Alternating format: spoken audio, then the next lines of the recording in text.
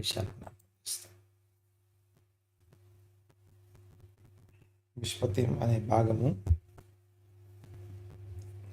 మనం వారం వారం ధ్యానించే ప్రతి భాగం కూడా కొత్త నిబంధనలో కంటిన్యూ అవుతూ ఉంటుంది. ఇది మాట్లాడుకున్నాము. సో విశ్వతి అంటే సివిల్ లాస్ అని మాట్లాడుకున్నాం. సో ఇందులో నిన్న మాట్లాడుకుంటూ తప్పిన కుమారుడు తప్పిపోవడానికి కారణాలు అనే అంశం మాట్లాడారు. తప్పిన కుమారుడు తప్పిపోవడానికి గల 3 విషయాలు మాట్లాడుకున్నాం. 3 లెవెల్స్ ఆఫ్ సిన్ గురించి మాట్లాడుకున్నాం. మొదటిది యొక్క అంటే పరలోకానికి విరోధంగా పాపం చేయడం, ఇంకా పరలోకపు కట్టడలు, పరలోకపు ఆజ్ఞల్ని అనుసరించకపోవడం, పరలోకానికి తనను తాను సబ్మిట్ చేసుకోవడం. 1. 2, ఈ భూమి మీద పై అధికారానికి తనని తాను సరెండర్ చేసుకోకపోవడం 2వ అంశం. ఇక 3వది మాట్లాడుకుంటా ఉన్నాం. అక్కడ మనం పెంచాను నేను 3వ విషయం మాట్లాడేటప్పుడు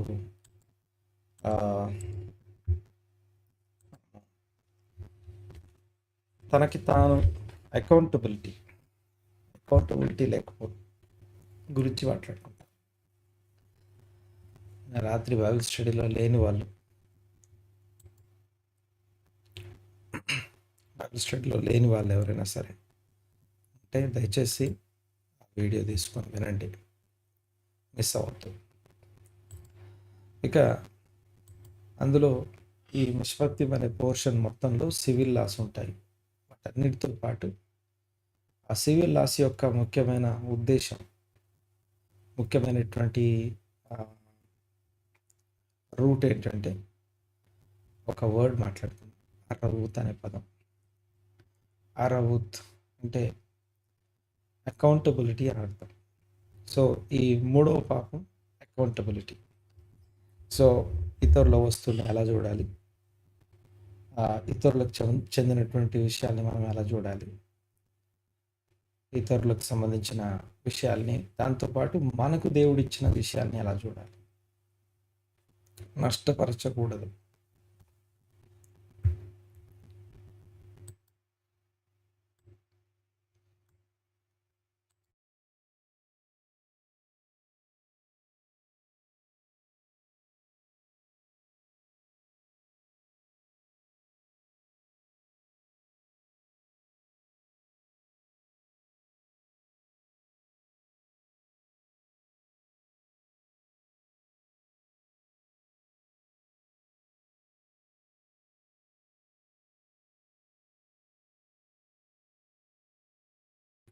నష్టపరచకూడదు అంటే ఇప్పుడు ఒక్క తప్పిన కుమారుడు స్టోరీ అదేమి చిన్న విషయం కాదు. చాలా లోతైన పాత నిబంధన, లేకపోతే మనం అనుకునే, లేకపోతే మనం మాట్లాడుకునే దేవుని కట్టడలు, నియమాలు అవుతున్నాయి, వాటి గురించి వివరించే అద్భుతమైన విషయాలు ఒక్క స్టోరీలోనే కనబడతాయి. చూడండి ఒకసారి. ఈ మిష్పతి అనగా సివిల్ లాస్ విషయంలో, అకౌంటబిలిటీ విషయంలో తను మిస్ అయ్యాడని మాట్లాడుకున్నాం. సో దాంట్లో మాట్లాడుకుంటూ ఫైనాన్షియల్ ప్రాబ్లమ్ని మాట్లాడుకున్నాం. ఫైనాన్షియల్ ప్రాబ్లం అనేది జస్ట్ ఫైనాన్షియల్ ప్రాబ్లం వెనకాల రీజన్స్ ఉంటాయి, కారణాలు ఉంటాయి. ఫైనాన్షియల్ సిన్ అంట, ఆత్మ సంబంధమైనటువంటి ఆర్థిక పాపం అంటే, సో దేవుడు మనకిచ్చినటువంటి ఏదైతే స్వాధీనపరచినటువంటి అది ఏదైనా సరే, చిన్నదవచ్చు పెద్దదవచ్చు, మనకు అప్పగించబడిన స్వాస్థ్యం, తన స్వాస్థ్యం తనకు కావాలని తీసుకొని వెళ్ళిన వ్యక్తి దూరంగా వెళ్ళాడు. ఆ దూరంగా వెళ్ళడానికి కారణం ఏంటంటే ఎవ్వరు తనని అడగకూడదు, తన పైన విచారణ ఎవరు చేయకూడదు, ఓవర్సియర్ అనేవాడు ఎవరు ఉండకూడదు. లెక్క చెప్పు, the best way to lead your life, ప్రాస్పరస్గా నువ్వు జీవించాలంటే నీ ప్రతి ఏరియా ఆఫ్ లైఫ్ని ఆ ఏరియాలో ఎక్స్పర్ట్ అయిన ఇంకొక వ్యక్తికి సరెండర్ చేసుకోవాలి. ఏ ఏ విషయమైనా సరే, ఇదిగో నాకు నేను వాక్యం నేర్చుకోవాలంటే వాక్యం తెలిసిన వాక్యంను అనుసరించేవాడు అలా చెప్తున్నాను ఈ మాట. చెప్పేవాడే కాదు, చెప్పి చేసేవాడిని అనుసరించాలి, అక్కడ సరెండర్ చేయాలి. రెండు, తర్వాత ఏదైనా ఫిజికల్ ఏరియాస్ అనగా మన రోజువారీ జీవితంలో నేను ఏ ఏరియా అయితే మాట్లాడుతున్నానో ఆ ఏరియాలో ఎక్స్పర్ట్స్ ఎవరైతే ఉంటారో వాళ్ళని వెతుక్కొని వాళ్ళకి మనం సరెండర్ చేసుకోవడం, వాళ్ళ సలహా తీసుకోవడం మంచిది. సో దీన్నే పై విచారణ అంట. ఈ తప్పిన కుమారుని యొక్క స్టోరీలో పై అధికారానికి పై విచారణకి ఒప్పుకోకపోవడం. తర్వాత ఆర్థిక పాపం అని మాట్లాడినప్పుడు నిన్న ఇన్కమ్ ఎక్స్పెండిచర్, ఎంత లోపలికి వస్తుంది ఎంత బయటికి వెళ్తుంది, ఆ రెండింటి మధ్య బ్యాలెన్స్. ఎప్పుడైనా సరే ఇన్కమ్ కంటే ఎక్స్పెండిచర్ తక్కువ ఉండాలి. సో ఎక్స్పెండిచర్ ఎక్కువైపోయింది అనుకోండి, అది అప్పుగా మారుతుంది. అది ఒక గొప్ప ఫైనాన్షియల్ ప్రాబ్లంకి దారితీస్తుంది. అలాగే ఈ తప్పిన కుమారుడు ఇన్కమ్ సంపాదించాలి, ఈ ఇన్కమ్ సంపాదించాలి అనే ఆలోచన తనకి ఎప్పుడు వచ్చిందంటే తిండి లేనప్పుడు, కరువులోకి వెళ్ళిపోయిన తర్వాత. ఆ కరువు అనేది ఇంకో విషయం చెప్తాను, దేశమంతా కరువు రావాల్సిన అవసరం లేదు. కరువు అనేది ఇండివిజువల్గా కూడా వస్తుంది. మీకు విషయం జ్ఞాపకం చేస్తాను. ఎలిమెలకు బోయాజు ఇద్దరు ఉన్నారు. రెండు కుటుంబాలు ఒకే ప్రాంతానికి ఒకే వాతావరణ పరిస్థితులకి సంబంధించిన వారు. ఎలిమెలకేమో కరువు వచ్చిందని చెప్పేసి దేశాన్ని విడిచిపెట్టి మోయాబు దేశానికి వెళ్ళిపోయాడు. వెళ్ళిపోయిన వాడు బీదవాడైపోయాడు, ఆస్తులన్నీ కోల్పోయాడు, ఈవెన్ తన ప్రాణం కూడా కోల్పోయాడు. అదే స్థలంలో అదే వాతావరణ పరిస్థితుల్లో ఉన్న బోయాజు మాత్రం ఆ దేశంలో ఆ ప్రాంతంలో ధనవంతుడయ్యాడు. అంటే మళ్ళీ ఈ మాట జ్ఞాపకం చేస్తున్నాను. The way how you deal with the finances, డబ్బును నువ్వు ఎలా వాడుతున్నావు, ఎలా వినియోగిస్తున్నావు అనేది నీ ఆత్మీయతను తెలియజేస్తుంది. నువ్వు ఎంత ఆత్మీయుడివో నీ ఆత్మీయ జీవితాన్ని తెలియజేస్తుంది. బైబిల్లో ఉన్న ప్రతి మూడు వచనాల్లో ఒక వచనం డబ్బు గురించి మాట్లాడుతుంది.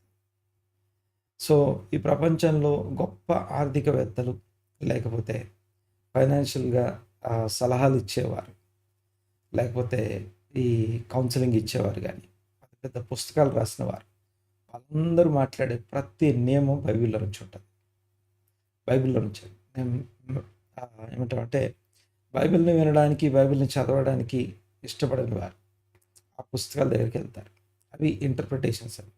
సరే, పాయింట్ ఏంటంటే ఈ మూడు పాపాలు లేకపోతే మూడు విషయాల్లో ఫెయిల్ అయినటువంటి పర్సన్, ఒకటి పరలోక విషయంలో పరలోక రాజ్య నియమావళిని మిస్ అయినటువంటి వ్యక్తి, రెండు ఈ భూమి మీద ఎవరితో సంబంధం లేదు అనే వ్యక్తి, స్వేచ్ఛానుసారుడు అంటాం. సో రెండు, మూడోది తనకి తాను తన ఫైనాన్షియల్స్ విషయంలో ఒక కంట్రోల్ కానీ లేకపోతే ఒక అవగాహనతో కూడిన నడిపింపు తనకు లేదు, ఒక స్ట్రాటజీ తన దగ్గర లేదు, లేదా వాటిని లెక్క అప్పచెప్పాల్సిన అవసరం ఉందనే సంగతి లేదు. నేను దాని గురించి కూడా మాట్లాడుకున్నాను. ఏ వ్యక్తి అయితే నేను ఎవరికి లెక్క అప్పచెప్పకూడదు, చెప్పాల్సిన అవసరం లేదు అనే ధోరణిలో ఉంటాడో ఆ వ్యక్తికి కవచస్నెస్, ఆశించుట అనే పాపం ఉంటుందట. ఆశించుట అనే పాపానికి మొదట లీడ్ చేయబడి ఏమంటామంటే ఇది నాది, దేవుడు ఎవరు లేరు, నేనే సంపాదించుకున్నాను, నాది ఇది అని దగ్గరికి వెళ్తాడు. దేవుని చిత్తం లేకుండా, దేవుని యొక్క పరలోకం నుండి రిలీజ్ అవ్వకుండా పరలోకమందున్న తండ్రి అనుగ్రహించకుండా ఈ భూమి మీద ఎవరు ఏది పొందుకోలేరు. ఇది బాప్తిసం ఇచ్చే యోహాను యొక్క స్టేట్మెంట్. అది బాప్తిసం ఇచ్చే యోహాను యొక్క స్టేట్మెంట్. అది పరలోకమందున్న తండ్రి అనుగ్రహించకుండా భూమి మీద ఎవరు ఏది పొందుకోలేరు. అయితే ఈ మూడు విషయాల్లో తప్పిపోయినటువంటి వ్యక్తి తినటానికి తిండి లేనప్పుడు ఒక ఉద్యోగం చేయడానికి వెళ్ళాడు. అంటే అప్పుడు తనకు ఒక ఆలోచన ఏంటంటే ఈ నీడ్ సమ్ ఫుడ్, తనకు ఆహారం, తన సర్వైవల్ దాకా తన ప్రాణం మీదకి వచ్చినప్పుడు తన ప్రాణాన్ని నిలబెట్టుకోవడం కొరకు ఆలోచించడం మొదలుపెట్టి ఒక పందులను మేపుట అని ఒక జాబ్లో జాయిన్ అయ్యాడు. అది తను సంపాదించుకోవడానికి కాదు, లేకపోతే తను ఇంకో మాటలో చెప్పాలంటే తను సర్వైవ్ అవ్వడం కోసం. అక్కడ ఆకలితో తినటానికి తిండి లేని సందర్భంలో పందులు తినే పొట్టు తిని తన కడుపు నింపుకుందాం అనుకునే పరిస్థితి వచ్చింది. ఇది యూదుల కథ. ఒక జూయిష్ రబ్బీ, ఒక యూదు రబ్బీ యూదులైనటువంటి ఆడియన్స్కి బోధిస్తున్నటువంటి స్టోరీ ఇది. వాళ్ళకి అర్థమయ్యే విధానం వేరే ఉంటుంది. సో పంది అనేది అపవిత్రమైనటువంటి జీవి. చాలా జాగ్రత్తగా వినాలి ఒకసారి. పంది అంటే అపవిత్రమైన జీవి. ఎంత అపవిత్రమైనది, ఏ విషయంలో అపవిత్రమైనది అని అడిగితే పర్టికులర్గా ఈ మాట, this is very very important. పంది అనే పదాన్ని, పంది అనే ఏమంటామంటే అదొక ప్రొఫెటిక్ పర్సనాలిటీ, అది పంది అనేది. సో దాని గురించి నేను ఇప్పుడు అన్నీ మాట్లాడలేను, కానీ ఒకటి ఏంటంటే పంది అపవిత్రమైనది అని ఎలా చెప్పబడింది, ఎందుకు చెప్పబడింది, దానికంటే ముందు ఏం చెప్పబడిందంటే పవిత్రతను ఎలా నిర్ణయిస్తారో రాస్తుంది. పవిత్రత ఎలా నిర్ణయించబడుతుందంటే ఎక్స్టర్నల్ శాంక్టిటీ, ఇంటర్నల్ శాంక్టిటీ అని రెండు పరిశుద్ధతలు ఉంటే ఆ వ్యక్తిని లేకపోతే ఆ జీవిని పవిత్రమైన జీవి, ఫిట్ టు కన్జ్యూమ్ అనే దగ్గర మనం చూస్తాం. ఆహారంకు యోగ్యమైనది అని అర్థం. మళ్ళీ చెప్తాను, బయట పరిశుద్ధత, లోపల పరిశుద్ధత అని. జంతువుల్లో ఇదిగో మెల్స్ లేకపోతే ఆ యొక్క తినదగినటువంటి మాంసం, తినదగినటువంటి జీవి ఏది అని అడిగితే జంతువుల్లో అనగా పాలిచ్చే వాటిలో అవి ఒకటి, నంబర్ 1 మొదటిది అది ఏమై ఉండాలంటే దానికి కాళ్ళకు డెక్కలు అవుతున్నాయి, అది 2గా చీలు ఉండాలి. ఖాళీ డెక్క 2గా చీలు ఉండాలి.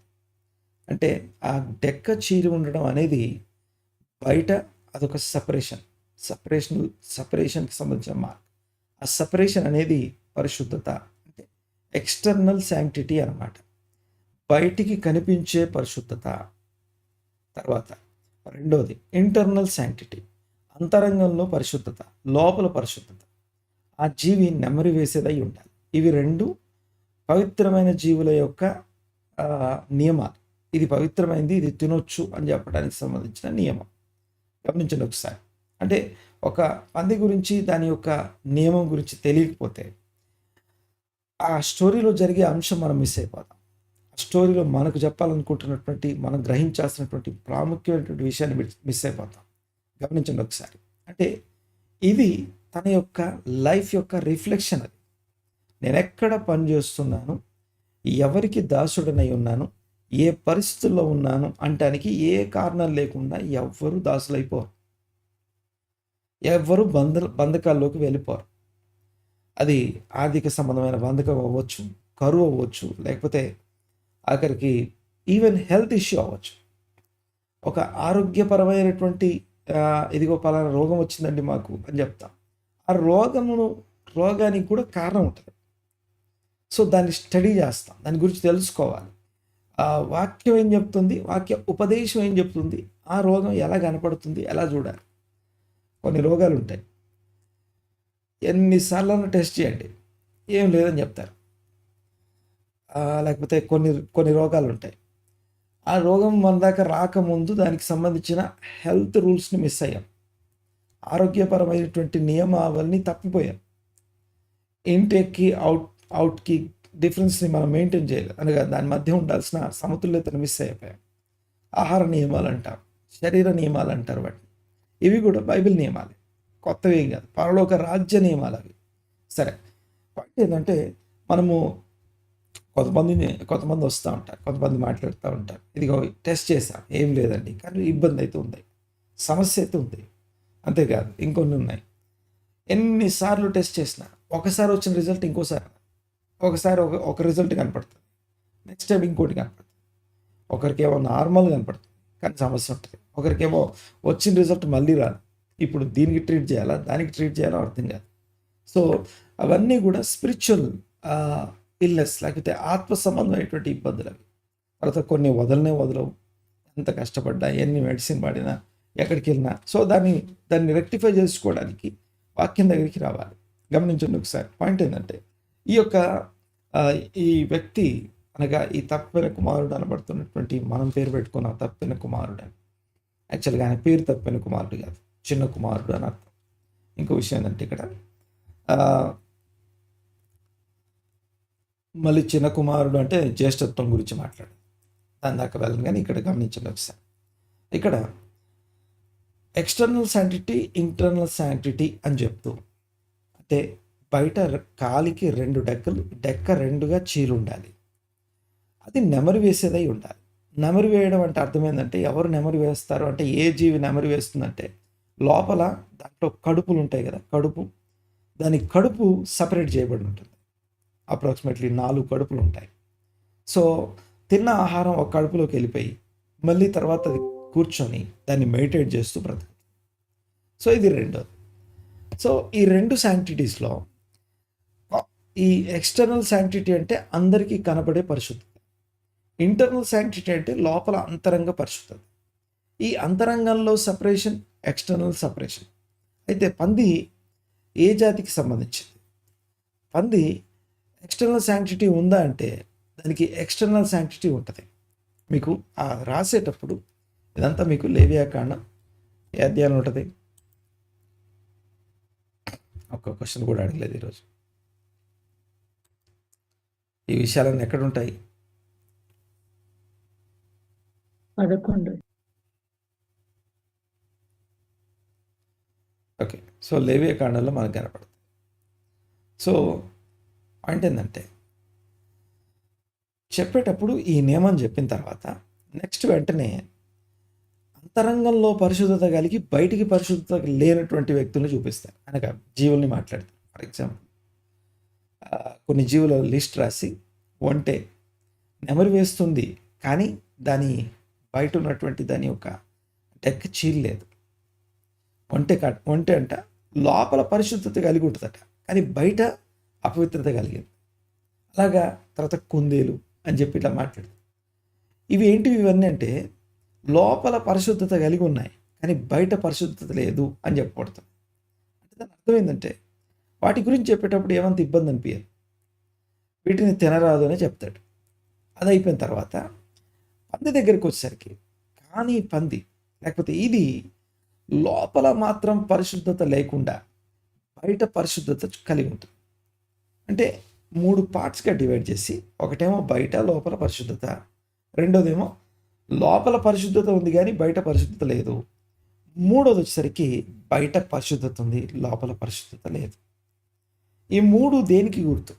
మొదటిదేమో యూదులకు గుర్తు, లోపల పరిశుద్ధత, బయట పరిశుద్ధత. దీన్ని రోమపత్రికలో రాస్తుందంటే, అంతరంగములో ఆత్మీయంగా సున్నతి కలిగి ఉండడం, శారీరకంగా సున్నతి కలిగి ఉండడం. అంటే లోపల బయట పరిశుద్ధత కలిగి ఉండడం. అంతరంగంలో యూదుడైన వాడే యూదుడు అంటాడు, బాహ్యమునకు యూదుడైన వాడు యూదుడు కాదు. బాహ్యమునకు యూదుడైన అంటే బయట పరిశుద్ధత, లోపల పరిశుద్ధత, బయట పరిశుద్ధత ఉంది, లోపల కూడా పరిశుద్ధత ఉంటేనే వాడు యూదుడు అవుతాడు. తర్వాత నెక్స్ట్ అదే విషయాన్ని మాట్లాడుతూ, అంతరంగంలో పరిశుద్ధత కలిగి ఉండి బాహ్యమునకు అన్యుడై ఉండి లోపల పరిశుద్ధత కలిగి ఉండి, లోపల ధర్మశాస్త్రాన్ని, దేవుని వాక్యాన్ని ఎవరైనా అనుసరిస్తూ ఉంటే, వీరు బయటికి అన్యుడైనప్పటికీ బయటికి బయట సపరేషన్ లేకపోయినప్పటికీ లోపల సపరేషన్ ఉంది కాబట్టి అతడు ఏమంటామంటే బయటికి అన్యుడై ఉండి లోపల ధర్మశాస్త్రం అనుసరిస్తుంటే అతడు యూదుడుగా ఎంచబడతాడని రాస్తుంటుంది. అంటే రెండో వాళ్ళని కూడా అంతరంగంలో పరిశుద్ధత కలిగినటువంటి వాళ్ళు ఎవరంటే అన్యులై ఉండి దేవుని వాక్యం అనుసరించేవాళ్ళు. అంటే బయటికి అపవిత్రత కనపడుతున్నప్పటికీ, అపవిత్రులుగాను అన్యులుగాను కనపడుతున్నప్పటికీ లోపల వాక్యం అనుసరించే వారిని అది వారు యూదులుగా ఎంచబడతారని వాక్యం రాస్తుంది. ఆ తర్వాత బయటికి యూదులుగా కనపడి అంతరంగంలో యూదులుగా కనపడిన వాళ్ళ గురించి మాట్లాడుతూ వీళ్ళని పందులు అని రాస్తుంది. అంటే బయటికి మాత్రం అందరి ముందు పరిశుద్ధతను చూపిస్తూ లోపల పరిశుద్ధత అనుసరించని వాడు ఎవరైతే ఉన్నారో వీడిని తృణీకరించబడిన వారు గాను పవిత్రత అవసరమైనటువంటి వ్యక్తిగా. మీకు ఈ పంది గురించి ఒక మాట, యూదుల పరిభాషలోంచి ఒక మాట మీకు జ్ఞాపకం చేస్తాను. పంది గురించి మీరు ఏమంటారంటే అని అడిగితే, పంది అపవిత్రమైన జీవి, కానీ మెస్సయ వచ్చిన తర్వాత పందిని దేవుడు పవిత్రపరుస్తాడు అని నమ్ముతారు. అది చెప్తాను. పంది ఒకటే కాదు, అన్ని జీవులు పవిత్రమైనవిగా మార్చబడతాయి. అన్ని జీవులు పవిత్రమైనవిగా మార్చబడతాయి. ఇది ఆత్మీయత గురించి రాస్తుంది. చాలా జాగ్రత్తగా ఈ మాట వినాలి. జీవుల గురించి ఇప్పుడు నూర్చడి ఎద్దుకు మూతికి చిక్కం పెట్టొద్దు అని ఉంటుంది. ఆ మాట చెప్పి పౌలు ఏమంటాడు తెలుసా, దేవుడు ఏమైనా ఎద్దుల గురించి విచారిస్తున్నాడా అంటాడు. అంటే ఇక్కడ పంది లేకపోతే పలానా జీవి ఆ వాటి గురించి ఏం దేవుడు విచారించట్లేదట. నిన్ను నన్ను మన గురించి దేవుడు విచారిస్తున్నాడు. ఈ విషయాన్ని మర్చిపోవద్దు. గమనించండి ఒకసారి, ఆ విషయాన్ని మనం మరువవద్దు. అయితే పాయింట్ ఏంటంటే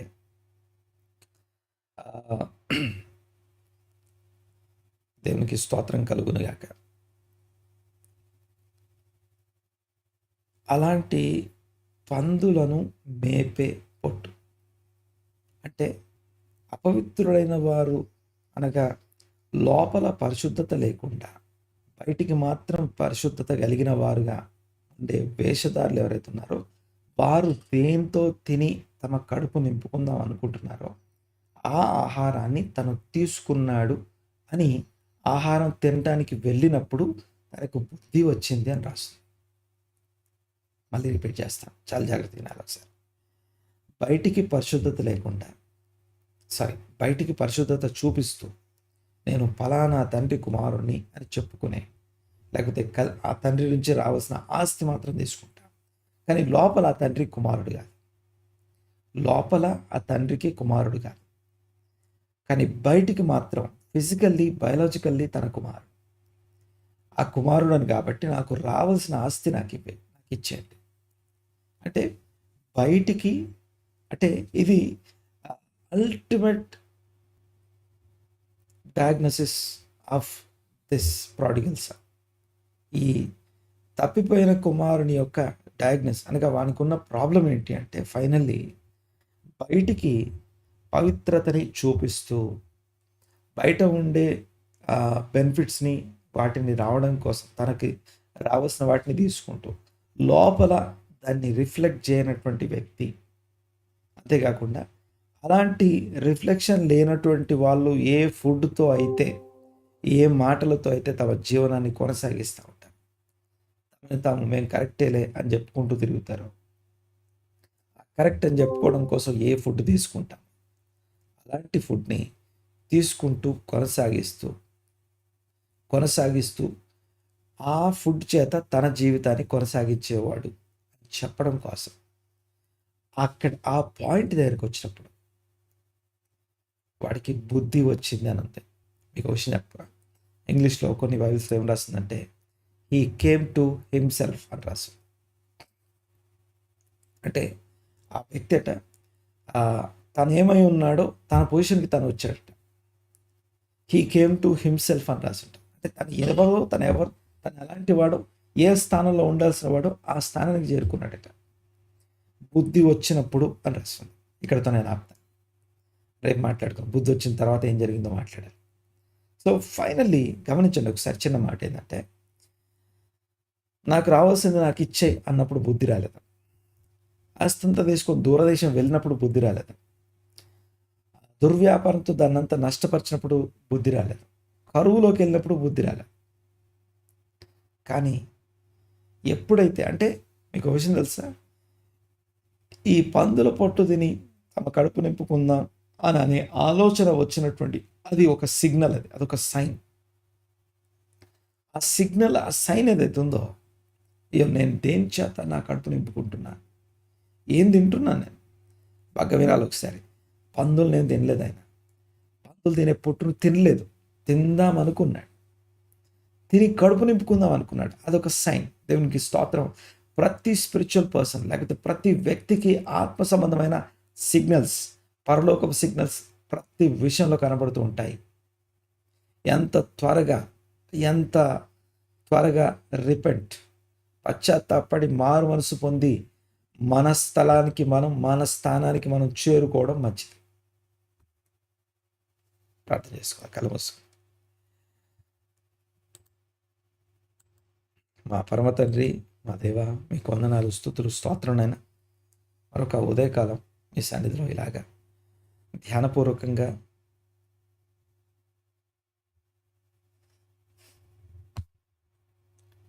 వాక్యమును అర్థం చేసుకోవడానికి, వాక్యమును గ్రహించడానికి ఇది కృపనిచ్చినందుకు మీకు వందనాలు, స్తుతులు, స్తోత్రంనైనా.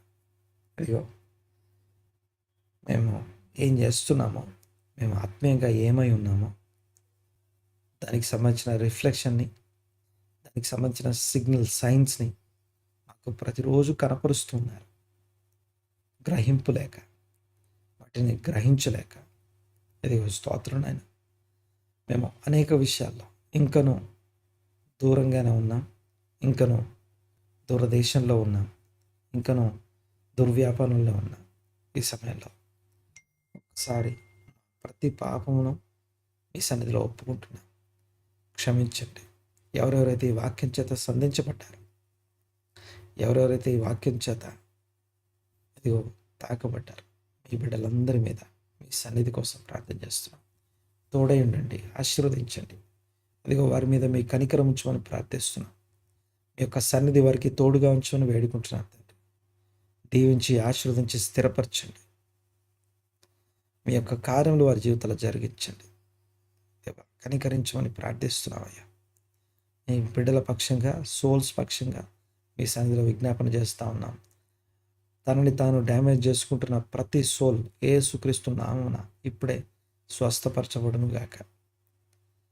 అలాగే సంఘంలో ఉన్న ఇతరుల సోల్స్ డ్యామేజ్కి కారణమైన వాళ్ళని సమయంలో ఎత్తిపడుతున్నాం.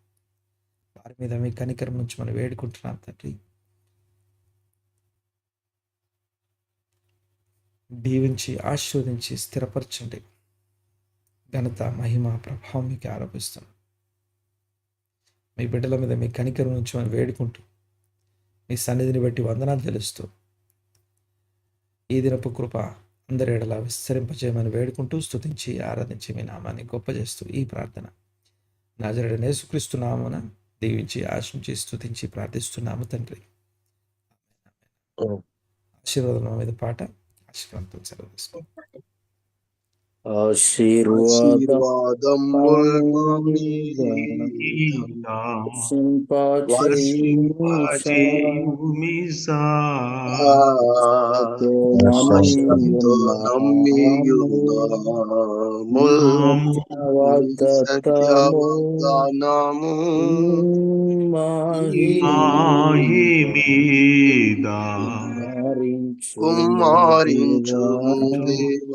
కుమార ప్రేమ వర్షము కుమారించుము దేవా.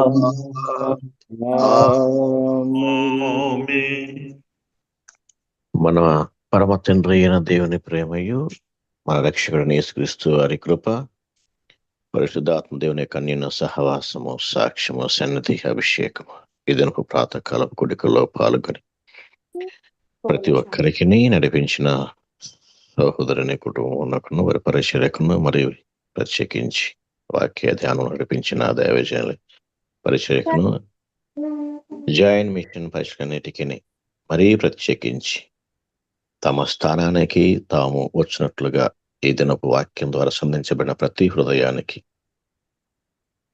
దేవుని కృప ఇప్పుడు ఎల్లప్పుడూ సదాకాలము తోడై నడిపించును గాక. ఆమేన్. ఆమేన్. ఆమేన్. ఆమేన్. అందరికీ షాలోం అండి.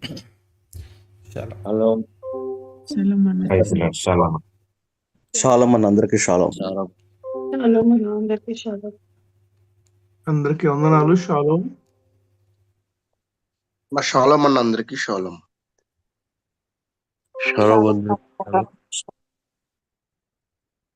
నలభై గారు అందరికీ షాలోం. అందరికీ shalom. Praise the lord. Tiger షాలోమే కాదు, అందరికి కూడా షాలోం. Record